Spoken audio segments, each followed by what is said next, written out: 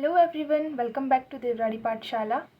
So guys, today topic of discussion is BARC OCS 2023 short topics. So आज से जो हम शुरू करने वाले हैं सीरीज़ वो है BARC OCS 2023 के लिए, ठीक है। और वो भी ऐसे टॉपिक में डिस्कस करूँगी जो कि जिनका आना कि एग्ज़ाम में 100% होगा, यानी इन टॉपिक से जो है वो आपके एग्ज़ाम में जो BARC एग्ज़ाम है वो 100% आएगा। सो सबसे पहला जो इम्पॉर्टेंट टॉपिक है वो है न्यूक्लियोटाइड मेटाबॉलिज्म, ठीक है।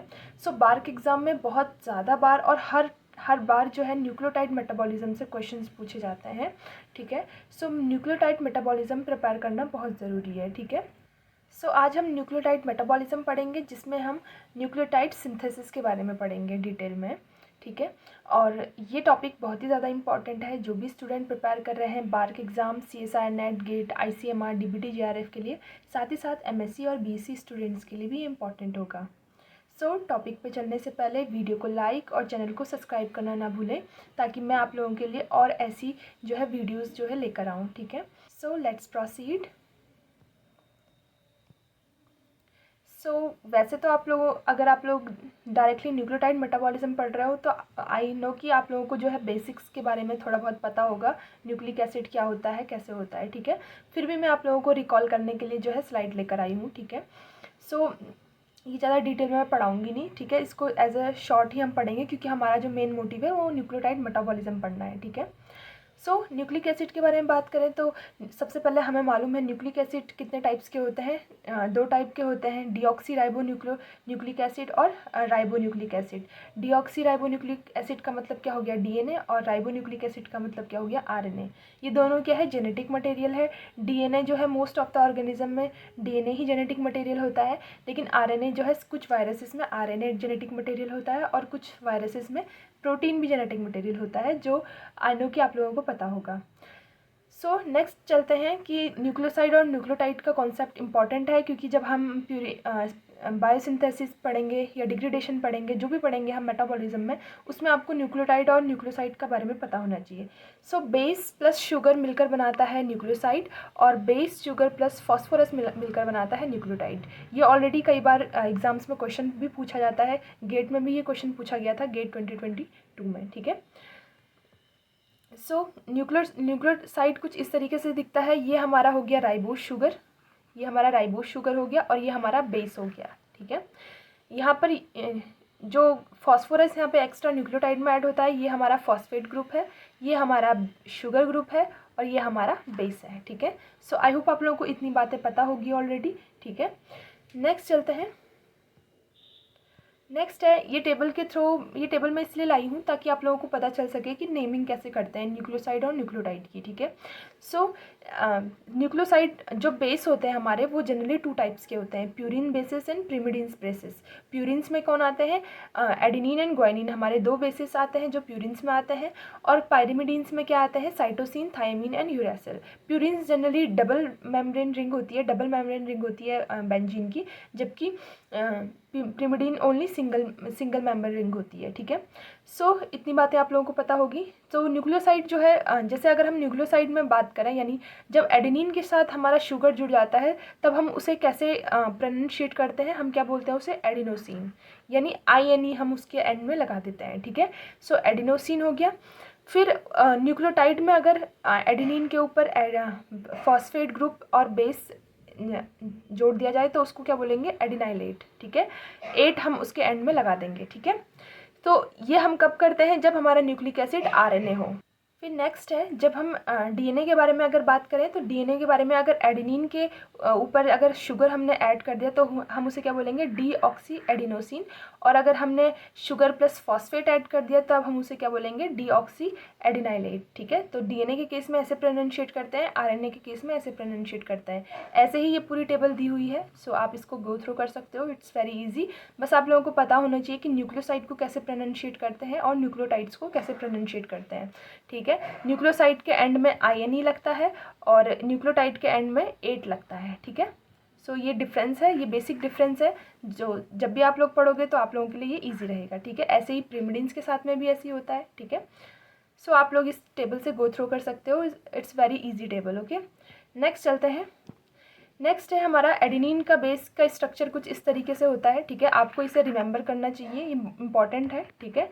ये दोनों स्ट्रक्चर आपको याद करना चाहिए। याद करने का सबसे अच्छा तरीका होता है कि इन स्ट्रक्चर्स को अगर आप 10 बार भी अपनी कॉपी में लिखते हो तो ये आपको ईजिली याद हो जाएंगे, परमानेंट याद हो जाएंगे, ठीक है। तो स्ट्रक्चर को जब भी याद करना हो तो उसे लिख लिख के याद करो, ठीक है। मैंने भी ऐसे ही लिख लिख के याद किया है, ठीक है। सो इनको लिख लिख के आप याद करो, ये बहुत ईजी है। ये एडेनिन का स्ट्रक्चर है और ये ग्वानिन का स्ट्रक्चर है।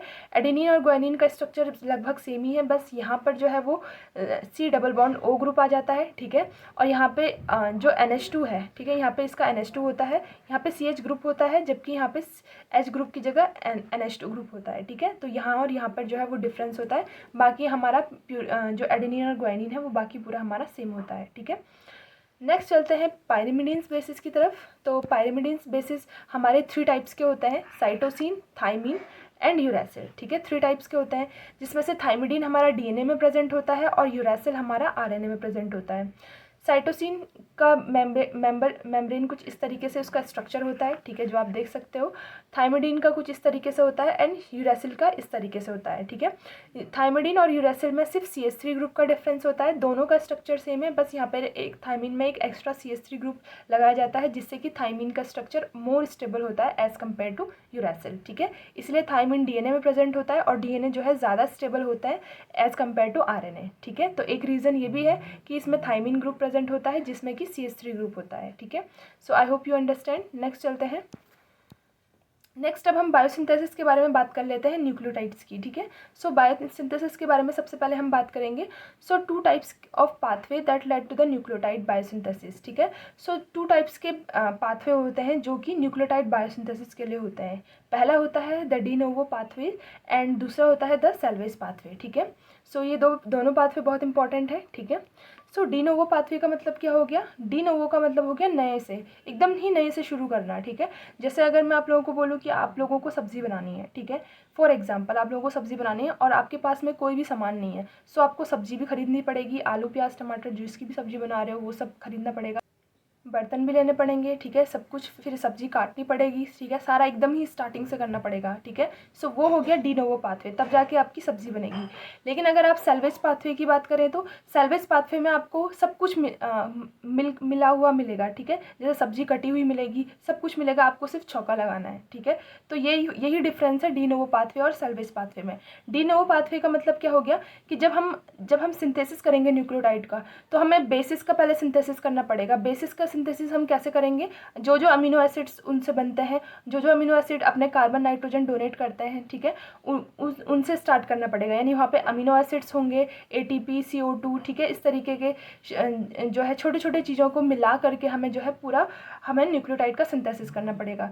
लेकिन सेल्वेज पाथवे में हमारे पास बेसिस वगैरह ऑलरेडी रहते हैं, ठीक है। सो हमें डायरेक्ट बेसिस पे राइबोज शुगर जोड़नी पड़ती है और हमारा न्यूक्लियोटाइड बनके तैयार हो जाता है, ठीक है। सो ये था सेल्वेज पाथवे। सेल्वेज पाथवे काफ़ी इजी है, जबकि डी नोवो पाथवे में हमें डिटेल में पढ़ना पड़ता है, क्योंकि हमें वहाँ पे छोटी छोटी चीज़ों को ऐड करके जो है हमें न्यूक्लियोटाइड बनाना पड़ता है। जैसे आप लोग इस फिगर में देख सकते हो, ये है हमारा डी नोवो पाथवे, ठीक है। यहाँ पर जो है ये PRP है। PRPP क्या होता है? 5 फॉस्फोराइल राइबोसाइल 1 पायरोफॉस्फेट, ठीक है, ये इसका फुल फॉर्म होता है। इससे जो है वो शुगर बनती है, ठीक है। ये किसका प्रिकर्सर है? शुगर का, यानी राइबोज जो शुगर होती है हमारी न्यूक्लियोटाइड में, वो इस PRP से बनता है, ठीक है, PRPP से। तो राइबोज शुगर के लिए ये होता है, बेसिस के लिए ये अमीनो एसिड्स ATP CO2, ठीक है, ये सब चीज़ें होती है, ठीक है। और फिर लास्ट में जो है फॉस्फेट ग्रुप ऐड किया जाता है टू फॉर्म द न्यूक्लियोटाइड, ठीक है, इस तरीके से। जबकि सेल्वेज पाथवे में देखो आप, PRPP आपको दिया जाता है फॉर राइबोज शुगर के सिंथेसिस के लिए, साथ ही साथ आपको बेसिस दी जाती है, ठीक है। बेसिस आपको बनी बुनी मिलती हैं, ठीक है, आपको बनानी नहीं पड़ती है अलग से, ये आपको बनी बुनी मिलती है। जैसे अगर न्यूक्लियोटाइड का डिग्रेडेशन हो गया, आपके DNA का डिग्रेडेशन हो गया या RNA का डिग्रेडेशन हो गया, तो जो बेसिस होते हैं उनको मिला के डायरेक्टली जो है न्यूक्लियोटाइड बना दिया जाता है, उन पर राइबोज शुगर ऐड करके, ठीक है। तो यहाँ पर डायरेक्टली बेसिस बनी हुई मिलती है और हमें सीधे न्यूक्लियोटाइड का फॉर्मेशन करना पड़ता है। So both de novo and salvage pathway lead to the synthesis of ribonucleotide. दोनों से हमें क्या मिलता है, राइबोन्यूक्लियोटाइड ही मिलता है, ठीक है। राइबोन्यूक्लियोटाइड का मतलब हो गया आरएनए, आरएनए मिलता है, फिर आरएनए से हमें डीएनए बनाना पड़ता है, ठीक है। So all deoxyribonucleotide are synthesize from the corresponding ribonucleotide. तो जिस टाइप का राइबोन्यूक्लियोटाइड बना होगा, चाहे वो एडेनिन का बना हो या ग्वाइनिन का बना हो, सो उसी टाइप से जो है वो उसका डीऑक्सी करके जो है वो डीएनए बनाया जाता है, ठीक है। सो आई होप इतना आप लोगों को समझ में आया होगा। नेक्स्ट चलते हैं। नेक्स्ट है डी नोवो पाथवे की हम बात करेंगे सबसे पहले। सो आज की क्लास में हम de novo pathway of purine पढ़ेंगे, ठीक है, प्यूरिन सिंथेसिस, क्योंकि ये काफ़ी डिटेल में है, ठीक है। सो मैं आपको डिटेल में समझा के देन हम नेक्स्ट क्लास में जो है पायरिमिडीन्स का पढ़ेंगे। सो प्यूरिन्स का स्ट्रक्चर कैसा होता है, मैंने इस टाइप से आपको दिखाया था। दो मेम्ब्रेन रिंग होती है, ठीक है, एक ये वाली हो गई, एक ये वाली हो गई, ठीक है, दो मेंबर्स हैं, ठीक है। यहाँ पर ये कुछ इस तरीके से इसकी नेमिंग की जाती है, 1 2 3 4 5 6 7 8 9 इस तरीके से नंबरिंग की जाती है। ये हम सिर्फ बेसिक्स में पढ़ते हैं, ठीक है। सो डी नोवो में मैंने क्या बोला था, आपको स्टार्टिंग से सब कुछ करना पड़ेगा, ठीक है, यानी आपको इस स्ट्रक्चर को बनाना पड़ेगा सबसे पहले तो, ठीक है। तो इस स्ट्रक्चर को बनाने के लिए क्या क्या करना पड़ेगा, ये देखो, ये बहुत ही इंपॉर्टेंट है, ठीक है। ये आपको एग्जाम्स में पूछा जाता है, ये सीएसआर में भी पूछा जा चुका है, ठीक है, और बार्क में भी पूछते हैं ऐसा, ठीक है। तो ये आपको ध्यान रखना है, ये बहुत ही इंपॉर्टेंट है, इसे आपको लर्न करना है, ठीक है। चाहे आप 10 बार लिखो, 20 बार लिखो, लेकिन ये आपको लर्न करना है। ये क्या है कि origin of the ring of atom of purine, कहाँ कहाँ से जो है प्यूरिन्स की रिंग के एटम्स का ओरिजिन हुआ है, ठीक है। तो सबसे पहले देखेंगे तो हम अमाइड एंड ऑफ ग्लूटामीन, जो ग्लूटामीन होता है हमारा अमीनो एसिड होता है, ठीक है, उसका एमाइड का जो नाइट्रोजन होता है उससे जो है ये दो नाइट्रोजन बनते हैं, ठीक है। जो यहाँ पर ये नाइट्रोजन है जो आपको ऐसे दिख रहे हैं, ये दो नाइट्रोजन किससे बनते हैं, अमाइड एंड ऑफ ग्लूटामीन, ठीक है। नेक्स्ट है फॉर्मेट। फॉर्मेट हमें क्या देता है, 2 कार्बन देता है, एक तो ये वाला कार्बन देता है, कार्बन नंबर 8, आपको जो है नंबरिंग भी याद करनी पड़ेगी, ठीक है, कार्बन नंबर 8, और दूसरा देता है हमें कार्बन नंबर 2, ठीक है। 2 कार्बन हमें देता है, कार्बन नंबर 8 और कार्बन नंबर 2, ठीक है।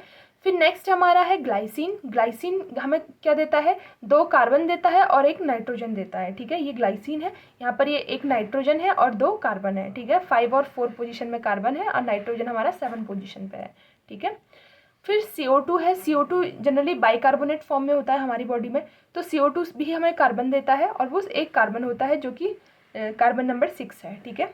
फिर होता है एस्पार्टेट। एस्पार्टेट हमारा अमीनो एसिड है और अमीनो एसिड हमें क्या देता है, एक नाइट्रोजन देता है, ठीक है। सो ये बहुत ही ज़्यादा इंपॉर्टेंट है, आपको ये चीज़ लर्न करनी पड़ेगी, ठीक है, चाहे कुछ भी करो। ये जो है बहुत ही इंपॉर्टेंट है, ये आपके एग्जाम में आने की पूरी पॉसिबिलिटी है, ठीक है। तो आप चाहे इसे 10 बार लिखो, 20 बार लिखो, इसको याद कर लो, ठीक है, बहुत इंपॉर्टेंट है। नेक्स्ट अब हम चलते हैं, अब हम डायरेक्ट पाथवे पढ़ लेते हैं, ठीक है, क्योंकि अगर मैं आपको सीरीज़ वाइज पढ़ाऊंगी तो फिर बहुत टाइम लग जाएगा, ठीक है, और हमारे पास अभी ज़्यादा टाइम बचा हुआ नहीं है एग्ज़ाम आने में, तो मैं आपको मेन चीज़ें पढ़ा देती हूँ जो कि आने वाली हैं, ठीक है। तो ये पूरा पाथवे है जिससे कि हमारा जो है प्यूरिन्स का बायोसिंथेसिस होता है थ्रू डी नोवो पाथवे, ठीक है, यानी स्टार्टिंग से जो है हमारा प्यूरिन्स का बायोसिंथेसिस होता है, ठीक है। सो ये पाथवे कुछ इस तरीके से ब्रेक है, 1 2 3 4 स्टेप, टोटल 11 स्टेप इस पाथवे में है, ठीक है। सो आपको अपनी कॉपी में जब नोट्स बनाओगे तो आप एक साथ ही करना है इसको, ठीक है। सो सबसे पहला स्टेप होता है, जब हमने PRPP पढ़ा था ना, PRPP क्या करता था, हमारा राइबोस शुगर का प्रिकर्सर है। मैंने बताया था आपको, राइबोस शुगर जो हमारे DNA में होती है, ठीक है, यानी जो हमारे न्यूक्लियोटाइड्स में होती है, ठीक है, वो उसका प्रिकर्सर कौन है, PRPP। मैंने आपको बताया था ना न्यूक्लियोटाइड का कुछ इस तरीके से स्ट्रक्चर, यहाँ पर ये स्ट्रक्चर बताया था मैंने न्यूक्लियोटाइड का, ठीक है, ये न्यूक्लियोसाइड का स्ट्रक्चर है, ये न्यूक्लियोटाइड का स्ट्रक्चर है। यहाँ पर ये जो शुगर आ रही है ये किससे आ रही है, PRPP से, PRPP इसका प्रिकर्सर है, ठीक है। फिर डी नोवो पाथवे में क्या होता है, पहले ये PRPP से जो प्यूरिन का सिंथेसिस है, ठीक है, हमने प्रिमिडिन की बात नहीं करी, यहाँ पे प्यूरिन्स की बात करी। तो जब PRPP से पहले जब शुगर बनता है, ठीक है, तो इसके ऊपर जो है फिर प्यूरिन की रिंग चढ़ाई जाती है, यानी प्यूरिन का पहले N बनाएंगे, फिर कार्बन बनाएंगे, ठीक है, इस तरीके से ये बनती रहती है, ठीक है। तो इस तरीके से हमारा डी नोवो पाथवे का सिंथेसिस होता है ऑफ प्यूरिन्स, ठीक है। सो अब हम पाथवे की तरफ बढ़ते हैं, ठीक है। वैसे आपको ये पाथवे पूरा लर्न करने की ज़रूरत नहीं है, लेकिन आपको खास चीज़ें जो है वो इंपॉर्टेंट चीज़ें आपको ध्यान रखनी है, ठीक है। सो सबसे पहला स्टेप है यहाँ पे, ठीक है, जब हमारा जो PRPP है, जो हमारा राइबोस शुगर का जो प्रिकर्सर है, ठीक है, जहाँ से हमारा राइबोस शुगर बनता है, उस पर पहले कौन सा एंजाइम काम करता है, ग्लूटामीन PRPP अमीडो ट्रांसफरेज, ठीक है, ये एंजाइम है, ठीक है, ये एंजाइम है हमारा, जो ये येलो कलर से मैंने दिखा रखे हैं, ये सारे क्या है, एंजाइम्स हैं, ठीक है। अब देखो यहाँ पर क्या होता है, इस स्टेप में क्या होता है, जो ग्लूटामीन होता है हमारा, ठीक है, ग्लूटामीन क्या है, अमीनो एसिड है, ठीक है। तो अमीनो एसिड क्या करता है, अपना अमीन ग्रुप जो है वो किस पे ट्रांसफ़र कर देता है, राइबोज शुगर की रिंग पे ट्रांसफ़र कर देता है, ठीक है। यहाँ पर दिख रहा है आपको ये NH2, ये जो ग्रीन कलर का दिख रहा है, यहाँ पे ग्रीन कलर का ग्लूटामीन दिखा रखा है और ग्रीन कलर का N दिखा रखा है, तो यानी ये N किससे आ रहा है, ग्लूटामीन से आ रहा है, ठीक है। और यहाँ पर 2 फॉस्फोरस भी रिलीज हो रहे हैं, ठीक है।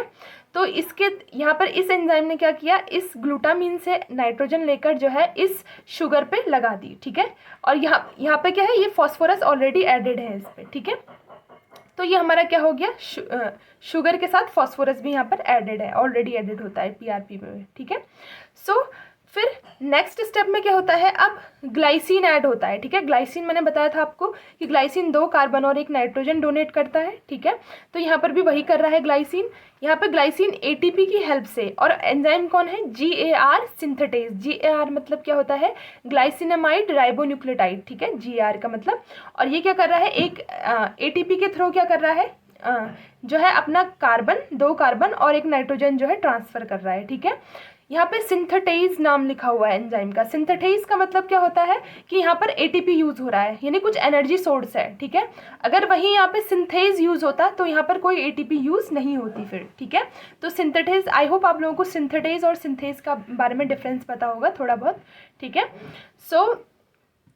तो अब ये क्या हो रही है, अब देखो ये नाइट्रोजन हमारा कहाँ पर था, यहाँ पर था, ठीक है। यहाँ पर इस पूरे ग्रुप को हमने क्या बोल दिया, R ग्रुप बोल दिया, ठीक है। अगर मैं आपको बताऊँ, जो ये हमारा पूरा ग्रुप है, ठीक है, ये वाला ग्रुप, इसको हमने R ग्रुप बोल दिया, ठीक है। ये इतना ग्रुप, ये ग्रुप हमारा, इतना ग्रुप हमारा क्या हो गया, R ग्रुप हो गया, ठीक है। अब इसको हम पूरा नहीं लिखेंगे, अब इसको सिर्फ R लिखेंगे, ठीक है। क्या लिखेंगे, R लिखेंगे, ताकि हमारे लिए जो है कन्वीनियंट रहे। तो इस ग्रुप को हमने R लिख दिया, यहाँ पर ये R लिख दिया, और यहाँ पे इस नाइट्रोजन पे 2 कार्बन और 1 अमोनिया जो है वो ऐड कर दिया गया, और ये किसके थ्रू किया गया, GAR सिंथेटेज एंजाइम के थ्रू। और यहाँ पे ग्लाइसिन ने अपने 2 कार्बन और 1 नाइट्रोजन डोनेट किए, ठीक है। फिर नेक्स्ट स्टेप में क्या हुआ, इस GAR पे क्या किया गया, इस GAR पे formyl N10 formyl H4 folate का आया, और इसने जो है फॉर्माइल ने क्या किया, अपना जो है कार्बन इस पे दे दिया, ठीक है। यहाँ पे GAR ट्रांसफॉर्माइलेज एंजाइम ने काम किया, ठीक है। और यहाँ पर 1 कार्बन जो है वो डोनेट कर दिया, ठीक है। यहाँ पे दिख रहा है आपको ब्लू कलर से, ये क्या है, 1 कार्बन इन्होंने डोनेट कर दिया। यहाँ पर R ग्रुप हमारा ऐसे ही रहेगा, ठीक है। हम इसको पूरा नहीं लिख रहे हैं, इसे शॉर्ट में लिख रहे हैं R ग्रुप को, ठीक है। फिर उसके बाद हमारा फिर से ग्लूटामीन आता है, ठीक है। ग्लूटामीन हमारे 2 नाइट्रोजन ऐड करता है, हमने देखा था, ठीक है।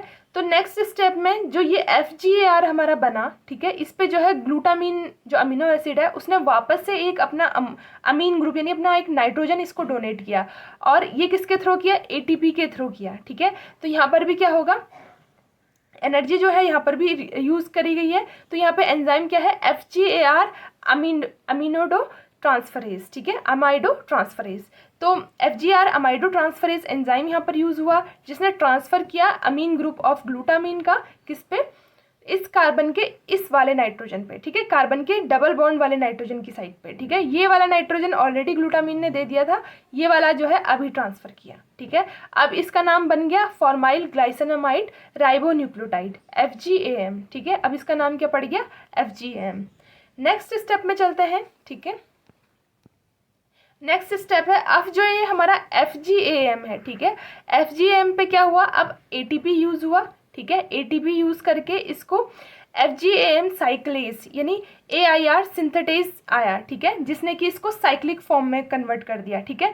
अभी तक ये जुड़ा नहीं था, ठीक है, ये NH जो है इस O से जुड़ा नहीं था, तो अब इसका H2O रिलीज़ कर दिया, यानी ये H2O यहाँ से इस तरीके से रिलीज़ हो चुका है, ठीक है। और हमारा कार्बन डायरेक्टली जो है वो नाइट्रोजन पे ऐड हो चुका है, ठीक है। तो हमारा जो है रिंग स्ट्रक्चर हमारा अब बन चुका है, ठीक है। तो यहाँ पर जो है कौन सा एंजाइम यूज किया गया, FGAM साइक्लेज, ठीक है, या इसे हम क्या बोलते हैं, AIR सिंथेटेज एंजाइम। सिंथेटेज नाम क्यों दिया, क्योंकि यहाँ पर ATP का यूज हो रहा है, ठीक है। आई होप यू अंडरस्टैंड।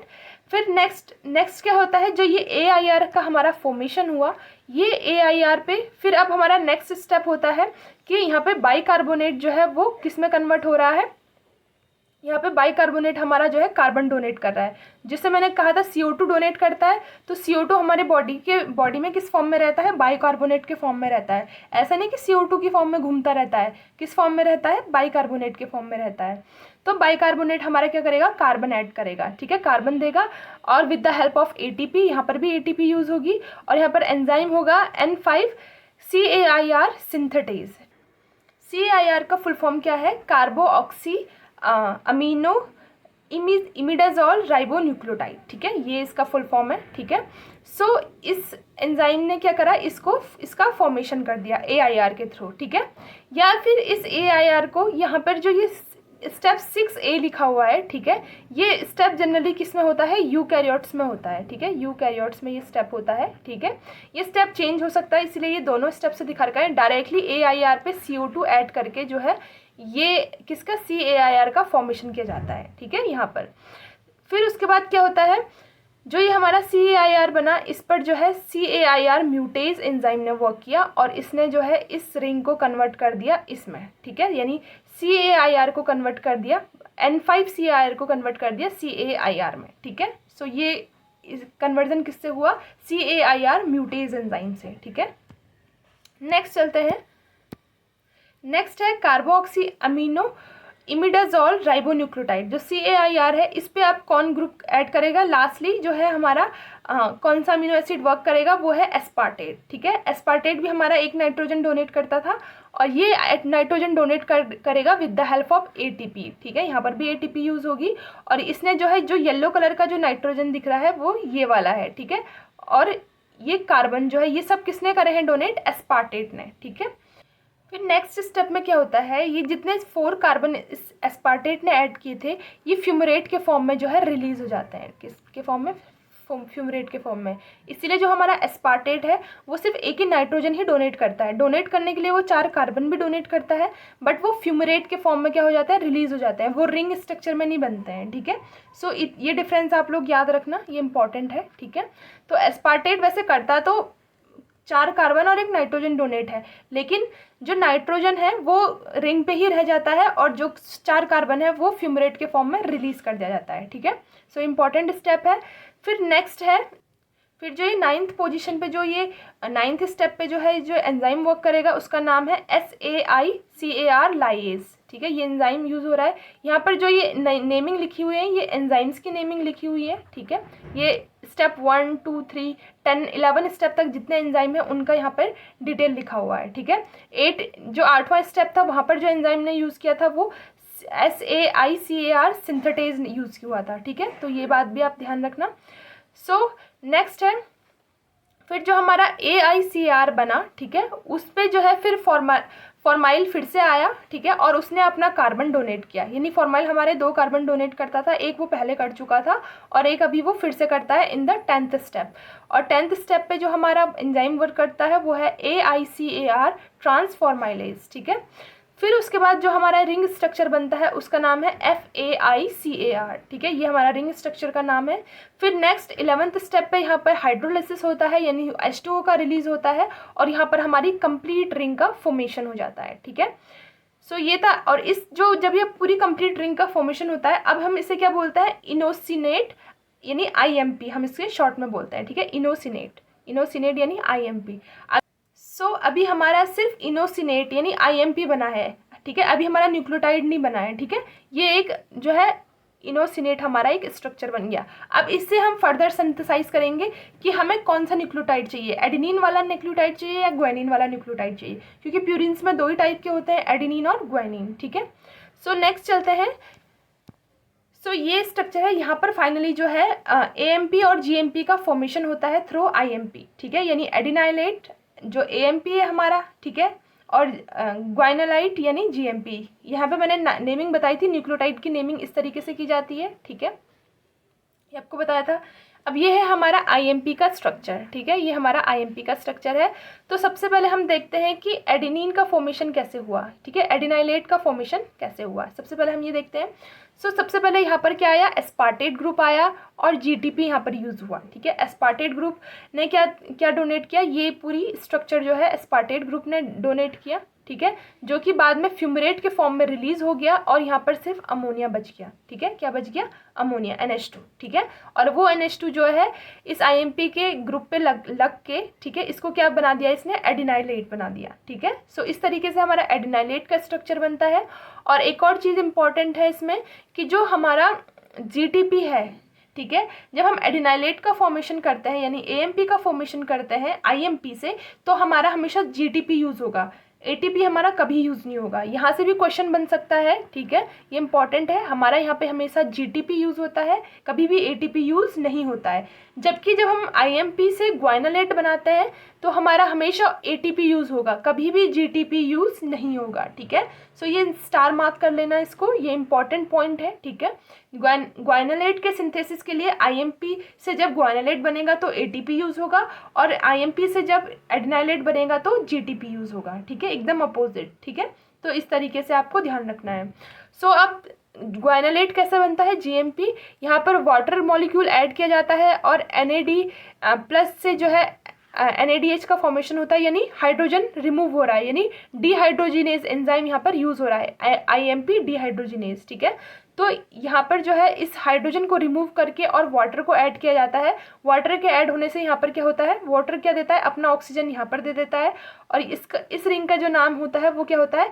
ज़ेंथाइलेट, ZMP। ठीक है, ज़ेंथाइलेट इसका नाम होता है। फिर यहाँ पर कौन सा अमीनो एसिड आता है? जैसे यहाँ पर आया था एस्पार्टेट, यहाँ पर आया था ग्लूटामीन। ठीक है, यहाँ पर कौन सा अमीनो एसिड आएगा? ग्लूटामीन। ठीक है, तो इसका नाइट्रोजन कौन देगा? ग्लूटामीन यहाँ पर इसको नाइट्रोजन देगा। ठीक है, और यहाँ पर ATP कन्वर्ट होगा AMP और PPI यानी इनऑर्गेनिक फॉस्फेट में, यानी यहाँ पर ATP यूज़ होगा, GTP यूज़ नहीं होगा। ठीक है, और हमारा फाइनली ग्वाइनोलेट का स्ट्रक्चर बनेगा। ठीक है, तो ये हमारे फाइनल क्या है? न्यूक्लियोटाइड्स का सिंथेसिस हो गया। कौन से न्यूक्लियोटाइड का सिंथेसिस हुआ? हमारे प्यूरिन्स न्यूक्लियोटाइड का सिंथेसिस हुआ। ठीक है, सो आई होप आप लोगों को इतनी बात समझ में आई होगी। नेक्स्ट चलते हैं। नेक्स्ट है यहाँ पर जो है ये फीडबैक रेगुलेशन पाथवे है। ठीक है, यहाँ पर फीडबैक मैकेनिज्म कैसे यूज़ होती है। ठीक है, तो यहाँ पर जनरली 3 मेजर जो है वो फीडबैक मैकेनिज्म होती है to regulate overall rate of the de novo purine nucleotide synthesis. ठीक है, और यहाँ पर ताकि जो है एडिनाइलेट और ग्वाइनोलेट एंड प्रोडक्ट बनाने के लिए, क्योंकि हर चीज़ का रेगुलेशन बहुत ज़रूरी है। अगर रेगुलेशन नहीं होगा तो क्या हम बार बार थोड़ी न्यूक्लियोटाइड बनाएंगे हर टाइम। ठीक है, क्योंकि इतनी ज़्यादा जो है यहाँ पर ATP यूज़ होती है। ठीक है, ATP बहुत ज़्यादा अमाउंट में यहाँ पर यूज़ होती है। सो सबसे पहला जो फीडबैक पाथवे आपको दिख रहा होगा, इनिबिशन पाथवे, ये है राइबोस 5 फॉस्फेट। जब जो है किस में कन्वर्ट होता है? PRPP में। ठीक है, राइबोस 5 फॉस्फेट पे जब हम जब हम इसको PRPP में कन्वर्ट करते हैं, ठीक है, तब कौन सा एंजाइम यूज़ होता है? PRPP सिंथेटेज एंजाइम यूज़ होता है। ठीक है, और ये इनहिबिट होता है किससे? ADP से। अगर ADP हाई हो यानी बॉडी में जो है हमारे ATP की कमी हो जाए, ठीक है, ATP हमारे बॉडी में कम हो, तब हमारा जो है कभी भी न्यूक्लियोटाइड सिंथेसिस नहीं होगा हमारी बॉडी में। ठीक है, तो ये पहला स्टेप हो गया, पहला फीडबैक इनिबिशन होगा। ये कौन देगा? ये ADP बताएगा कि भाई ATP नहीं है, हम न्यूक्लियोटाइड सिंथेसिस नहीं कर सकते हैं। ठीक है, जब भी हमारी बॉडी में एनर्जी कम होती है, ATP नहीं होता है, तो हमारे न्यूक्लियोटाइड सिंथेसाइज नहीं होते हैं। नेक्स्ट जो स्टेप है वो है PRP। PRPP से जब हमारा 5 फॉस्फोराइबोसिल अमीन बनता है, ये बहुत ही यूनिक स्टेप है। ये सिर्फ purines, de novo synthesis of purines में प्रेजेंट होता है, प्रिमिडिन्स में ये स्टेप नहीं होता है। ठीक है, यहाँ पर क्या होता है, क्योंकि ग्लूटामीन जो है अपना जो है अमीनो एसिड किस पे ट्रांसफ़र करता है? PRPP पे ट्रांसफ़र करता है। ठीक है, तो यहाँ पर जो एंजाइम का जो नाम दिया गया वो क्या है? ग्लूटामीन PRPP अमाइडो ट्रांसफरेज, ये नाम है। ठीक है, इसको इनिबिट कौन करता है? इसको 3 चीज़ें इनिबिट करती है। AMP इनिबिट करती है, ठीक है, GMP इनिबिट करती है और IMP।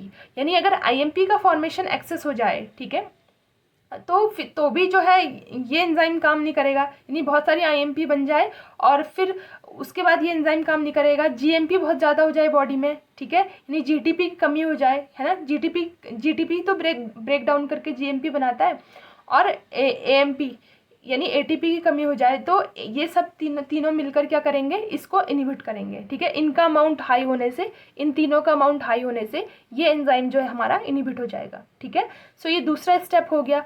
फिर उसके बाद हमारे 9 स्टेप इसके बीच में आते हैं। ठीक है, फिर हमारा फाइनली IMP से जो है हमारा एडिनाइलेट और ग्वाइनोलेट बनता है। ठीक है, सो जब एडिनाइलेट बन रहा होता है तो हमने क्या देखा था कि एडिनाइलेट के टाइम पे जीटीपी हम यूज़ करते थे, ठीक है। तो एडिनाइलेट के टाइम पे जब हम जीटीपी यूज़ करते थे तो वहाँ पर जो एंजाइम थे एडिनाइलेट सक्सिनेट सिंथेस, ठीक है। यहाँ पर जो एंजाइम था एडिनाइल और सक्सिनेट सिंथेस, ठीक है, एडिनाइल सक्सिनेट सिंथेस, जो कि एडिनाइल सक्सिनेट का सिंथेसिस कर रहा था, देन हमारा एडिनाइलेट बन रहा था, ठीक है। तो जो ये एंजाइम है, ठीक है, इसको इनहिबिट करने के लिए कौन आता है, एएमपी, यानी ये एएमपी अगर एक्सेस हो जाए बॉडी में तो ये एंजाइम वर्क नहीं करेगा, ठीक है। जीएमपी बनता है, ठीक है, तो इसको जो है इनहिबिट करेगा जीएमपी, ठीक है, यही खुद अपने प्रोडक्ट को इनहिबिट करेंगे, ठीक है। तो खुद एएमपी जो है अपने एंजाइम को इनहिबिट करता है और जीएमपी जो है अपने एंजाइम को इनहिबिट करता है, ठीक है। ग्वाइनोलेट एडिनाइलेट खुद जाके जो है अपने अपने एंजाइम्स को आईएमपी डिहाइड्रोजिनेज और ये एडिनोसाइल सक्सिनेट सिंथेटेज, इन दोनों को जाके जो है इनहिबिट कर देता है, ठीक है। तो ये इंपॉर्टेंट पाथवे है इनहिबिशन का, ये भी आप लोग ध्यान रखना कि कैसे जो है रेगुलेशन होता है, ठीक है। जब ये दोनों जब एडिनाइलेट और ग्वाइनोलेट जब खुद अपने पाथवे को इनहिबिट करते हैं तब हम उसे क्या बोलते हैं, सीक्वेंशियल फीडबैक इनहिबिशन, ठीक है। यहाँ पर ये क्या लिखा है, सीक्वेंशियल फीडबैक इनहिबिशन, ये इंपॉर्टेंट, ये इंपॉर्टेंट है, इसे आप लोग ध्यान रखना, ठीक है। सीक्वेंशियल फीडबैक इनहिबिशन, ठीक है, ये कब होता है, जब both product are present in sufficient quantities, both product यानी एएमपी एंड जीएमपी जो हमारा फाइनल प्रोडक्ट है, and IMP builds up and it inhibits its earlier step in the pathway. This regulates the strategy that sequential feedback inhibition. तो इस वाले inhibition को हम क्या बोलेंगे, sequential feedback inhibition, ठीक है। सो आई होप आप लोगों को प्यूरिन बायोसिंथेसिस समझ में आई होगी। नेक्स्ट वीडियो में हम पायरिमिडीन बायोसिंथेसिस पढ़ेंगे, ठीक है। बस प्यूरिन ही इतना डिटेलिंग में था, बाकी इतना टफ नहीं है, ठीक है। और डी नोवो सिंथेसिस ही इतना डिटेलिंग में, सेल बेस्ड सिंथेसिस इतना डिटेल में नहीं है, शॉर्टकट में है, ठीक है। तो नेक्स्ट दो क्लास में नेक्स्ट हम जो है कंप्लीट कर देंगे न्यूक्लियोटाइड मेटाबॉलिज्म को। यहाँ पर हम डिजीज़ के बारे में भी पढ़ेंगे, डिजीज़ वाला पोर्शन भी बहुत इंपॉर्टेंट है, डिजीज़ वाले से भी बहुत क्वेश्चन पूछे जाते हैं बार के एग्जाम में, ठीक है। तो बाग का फेवरेट टॉपिक है, बाग का जो है फेवरेट टॉपिक है न्यूक्लियोटाइड मेटाबॉलिज्म, ठीक है। नहीं, न्यूक्लिक एसिड जो है अगर आप कंप्लीटली देख लें तो न्यूक्लिक एसिड आप ज़रूर पढ़ के जाना बाग के एग्जाम में, आप देखना बहुत सारे क्वेश्चन जो है उसमें पूछे जाएंगे, ठीक है। सो जितना मैंने पढ़ाया है, ठीक है, इसमें से आप जितना भी याद कर सकते हो उतना करने की कोशिश करना, ठीक है। जो मेन मैंने बातें बताई है, जो इंपॉर्टेंट स्टेप आपको रिमेंबर करना है, ठीक है, जो मेन बातें आप लोगों को ध्यान रखनी है, ठीक है। जैसे ये वाली स्लाइड थी, इसमें आपको पूरा फीडबैक इनहिबिशन पढ़ के जाना है, ठीक है, कि कौन कौन से एंजाइम को कौन कौन इनहिबिट कर रहा है, ठीक है, वहाँ क्वेश्चन पूछा जा सकता है, ठीक है। फिर नेक्स्ट स्लाइड में देखा जाए तो यहाँ पर एक इम्पॉर्टेंट डिफरेंस है, एक तो यहाँ पे एस्पार्टेट और ग्लूटामेट का डिफरेंस है। जब एस्पार्टेट होता है तो वो एडिनाइलेट का फॉर्मेशन करता है और जब ग्लूटामीन होता है तो वो ग्वाइनोलेट का फॉर्मेशन करता है। तो ग्वाइनोलेट के नाइट्रोजन में कंट्रीब्यूशन ग्लूटामीन देता है और एस्पार्टेट जो है वो इस नाइट्रोजन में कंट्रीब्यूशन देता है। तो ये बात आपको ध्यान रखनी है। दूसरी बात इस स्लाइड से आपको ध्यान रखनी है कि जीटीपी जो यूज़ होता है वो हमेशा एडिनाइलेट के फॉर्मेशन के लिए होता है, जबकि जो एटीपी यूज़ होता है वो हमेशा किसके फॉर्मेशन के लिए होता है, ग्वाइनोलेट के फॉर्मेशन के लिए होता है।